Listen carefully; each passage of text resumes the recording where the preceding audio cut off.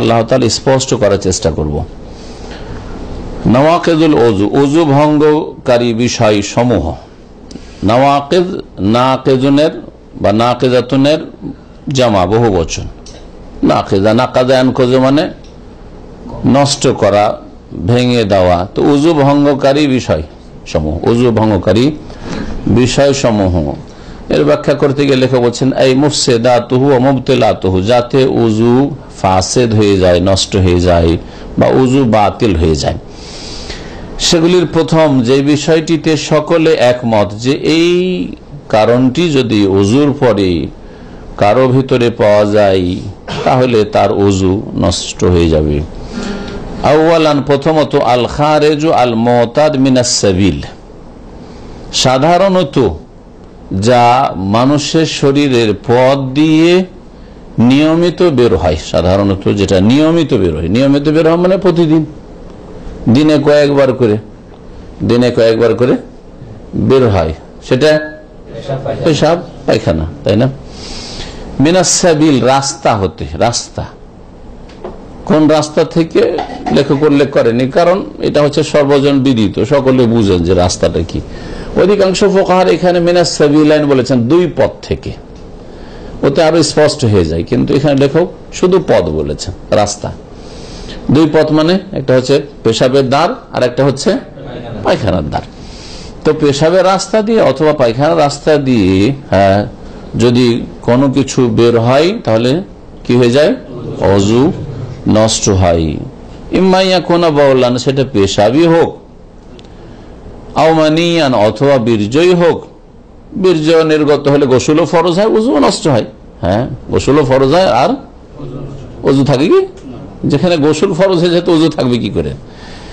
এই জন্য বীর্যের কথা উল্লেখ করেছে। আও মাজিয়ান, অথবা মাজি হোক, যাতে ওযু ভঙ্গ হয়, হ্যাঁ, ওযু নষ্ট হয়ে যায়। আও দামা হাইজিন, অথবা মাসিক ঋতু হোক, ওযু ছিল, ওযু থাকা অবস্থায় মাসিক ঋতু চলে আসলো আর ওযু থাকবে, ওযু নষ্ট। অথবা নেফাস, ওযু অবস্থায় ছিল, বাচ্চা ভূমিষ্ঠ হলো, ব্লিডিং, বাচ্চা ভূমিষ্ঠ হওয়া, ব্লিডিং শুরু হয়ে গেল, তাহলে কি ওযু থাকবে? নেফাস হোক, যদি নেফাসের কথা এখানে লেখক উল্লেখ করেন নাই, কিন্তু হাইজ এবং নেফাসের এই দুই রক্তের হুকুম বিধি বিধান একই। আও গায়েতান, অথবা পায়খানাই হোক। আও রিহান, অথবা বায়ু নির্গত হওয়া হোক, জি, বায়ু নিঃসরণ হওয়া, যা কিছু হোক না কেন। তাহলে দুই পথ থেকে যেগুলি সাধারণত বেরিয়ে আসে প্রতিদিন বা প্রায় সময়, অধিকাংশ লোকের, কিছু আছে যেগুলি হয়তো সকলের হয় না, যেমন বায়ু নির্গত হওয়া সকলের হয় না, কিন্তু পেশাব পায়খানার বিষয়টি, মাজি মানি, প্রায় সকলেরই হয়। মহিলাদের হাইজনে ফাঁসা বালিকা হইলে হবেই। এগুলি হচ্ছে ওযু ভঙ্গের কারণ।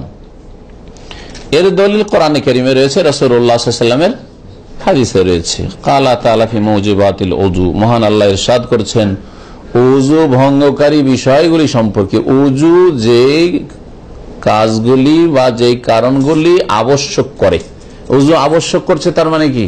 ওযু ভঙ্গ হয়ে গেছে, ওযু ফরজ করে দিচ্ছে আপনার উপর, এই কথা বলা। মুজিবাত মানে শাব্দিক অর্থ হচ্ছে ওযু আবশ্যককারী, ওযু ফরজকারী। তো ওযু ফরজ করছে কেন আপনার উপর? কারণ আগের ওযু নষ্ট হয়ে গেছে। তাহলে মুজিবাত আর নাকিজ ওযু একই কথাই তাহলে। জি, আল্লাহ পাক রব্বুল আলামিন ওই সব বিষয়গুলি এই আয়াতে উল্লেখ করেছেন সূরা মাইদার আয়াত নম্বর 6, যাতে ওযু ফরজ হয়ে যায়, যেই কারণগুলি দেখা দিলে ওযু ফরজ হয়ে যায়। মহান আল্লাহ ইরশাদ করেছেন আও জা আহাদুম মিনকুম মিনাল গায়েত, অথবা তোমাদের মধ্যেকার কেউ যদি আসে মিনাল গায়েত, শৌচ কার্য সম্পাদন করে, পেশাব পায়খানা না, শৌচ কার্য সম্পাদন করতে গেলে পেশাব পায়খানা দুটোই হয় সাধারণত, বা একটা হয় কমপক্ষে পেশাব। তো পেশাব অথবা পায়খানা সেরে আসলে কি করতে হবে? ওযু করতে হবে। আল্লাহ বলছেন ওযু করার জন্য পানি লাগবে অথবা পানি ব্যবহার করার যোগ্যতা লাগবে। ফালাম তাজিদু মান, কিন্তু পানি পাচ্ছ না অথবা পানি ব্যবহার করতে সক্ষম না। ফাতায়াম্মামু সাইয়িদান তাইয়্যিবা, তখন কি করো? পাক মাটি দিয়ে তায়াম্মুম করো। এ হচ্ছে আয়াত সম্পূর্ণ। তার মানে তোমার এখন কি হয়ে গেছে? তোমার ওযু যে আগের ছিল সেটা নষ্ট হয়ে গেছে, এখন পানি খুঁজো, পানি যদি পাও তাহলে পানি ব্যবহার করো, মানে ওযু করো। আর যদি পানি পাচ্ছ কিন্তু সক্ষম না শারীরিক কারণে, তাহলে এই দুই অবস্থাতে হয় পানি পাওয়াই যায় না, অথবা পানি পাচ্ছেন কিন্তু পানি ব্যবহার করতে সক্ষম না, তো আল্লাহ বলছেন তায়াম্মুম করো। সূরা মায়েদার এই আয়াত হচ্ছে দলিল যে পেশাব পায়খানা হলে কি হয়ে যায়, ওযু ফরজ হয়ে যায়, তার মানে ওযু করতে হবে। যেসব ইবাদতের জন্য ওযু করা আবশ্যক বা শর্ত সেগুলির জন্য, এখন ইবাদতের সময় না থাকলে ওযু ফরজ নাই, ইবাদতের সময় হয়নি হয়তো, বা যে ইবাদত গুলোর জন্য ওযু লাগে সেই ইবাদত আপনি এখন করছেন না, কিসের জন্য লাগে ওযু? প্রথম সালাত, 2 নম্বর বাইতুল্লাহর তাওয়াফ, বাইতুল্লাহর তাওয়াফ, তারপরে কোরআন তেলাওয়াতের জন্য না, তেলাওয়াতের জন্য ওযু লাগে, স্পর্শ করলে, তা অধিকাংশ ওলামাদের নিকটে এই দ্বিমত আছে। হাদিস থেকে দলিল ওযু ভঙ্গের কারণগুলি সম্পর্কে সাফওয়ান ইবনে আসাল রাদিয়াল্লাহু তাআলা আনহু থেকে বর্ণিত, তিনি বলছেন যে রাসূলুল্লাহ সাল্লাল্লাহু আলাইহি ওয়াসাল্লাম আমাদেরকে নির্দেশ দান করতেন, ইয়া মরনা, সাহাবায়ে কেরামদেরকে আদেশ দিতেন, ইযা কুননা সাফারান, যখন আমরা সফরে হইতাম, সফর অবস্থায় হইলে, আনলা নানজা খিফাফানা, আমরা যেন আমাদের মোজাগুলি না খুলি, খোলার কোনো প্রয়োজন নেই। তাই যারা সফরে থাকছেন তারপরেও কষ্ট করে মোজা খুলছেন, তারা কোনো উত্তম কাজ করছেন না।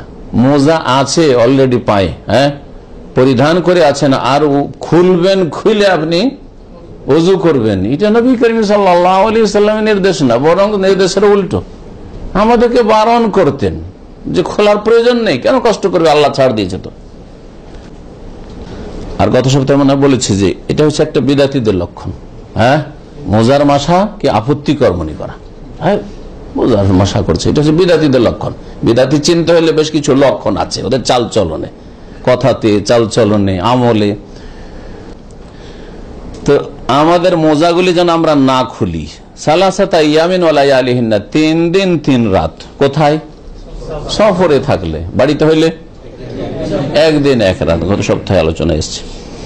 ইল্লামিন জানাবা, তবে যদি গোসল ফরজ হয়ে যায়। জানাবা, জানাবা কাকে বলে? কোন নাপাকিকে?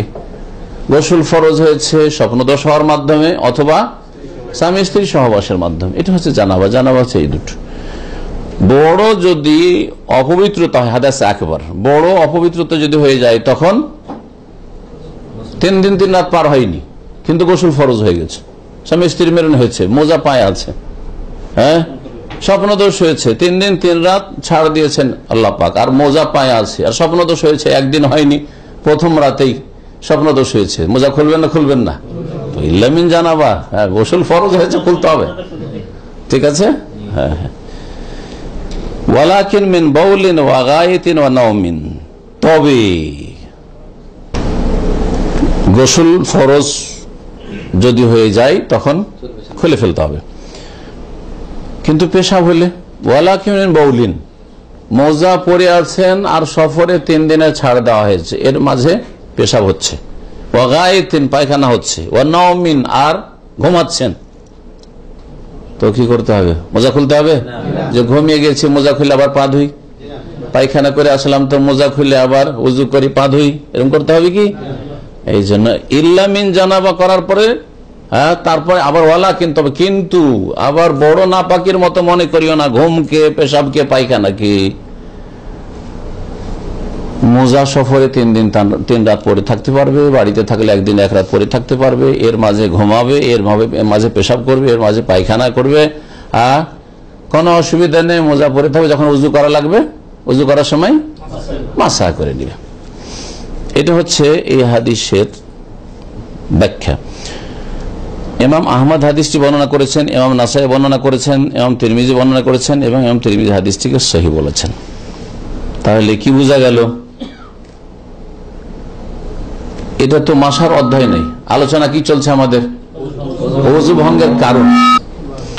এই হাদিস থেকে যেমন মোজার মাসা জানলেন, সফরে হইলে 3 দিন 3 রাত জানলেন, এসব মাসা, তেমন আরেকটি সূক্ষ্ম বিষয় জানলেন, সেটা হচ্ছে যে পেশাব হলে, পায়খানা করলে, ঘুমালে, কি করা লাগবে না? মোজা খোলা লাগবে না।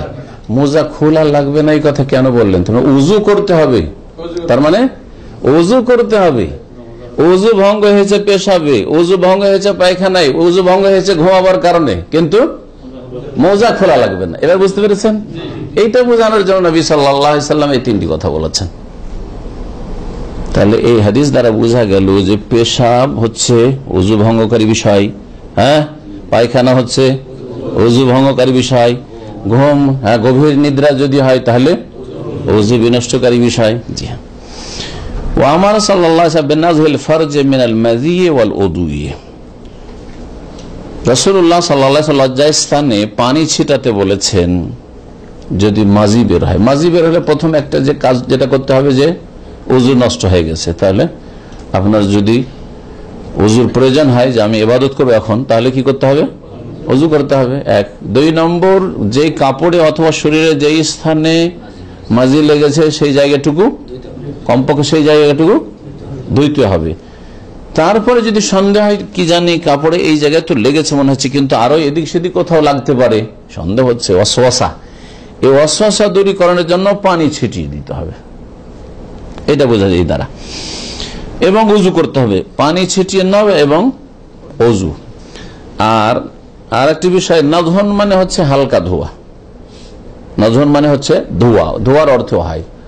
রস শব্দটি শুধু পানি ছিটানোর ক্ষেত্রে ব্যবহার হয়, কিন্তু নাদাহা শব্দটি কখনো ধোয়ার ক্ষেত্রে ব্যবহার হয়, কখনো পানি ছিটানো। তাহলে এই ব্যাখ্যা হইতে পারে লেখকের এই কথার যে কারো যদি মাজি নির্গত হয় তাহলে উজু করতে হবে আর লজ্জাস্থান ধৌত করতে হবে। লজ্জাস্থান যেখানে মাজির সাধারণত লজ্জাস্থান থেকে বেরিয়েছে যেন লজ্জাস্থানের অগ্রভাগে ধুইতে হবে, কিন্তু তাছাড়াও যদি কোথাও ছড়িয়ে পড়ে গায়ে, শরীরে অথবা কাপড়ে, সেই জায়গাটুকু ধুইতে হবে, যদিও লেখক খুব সংক্ষেপে বলেছেন এখানে।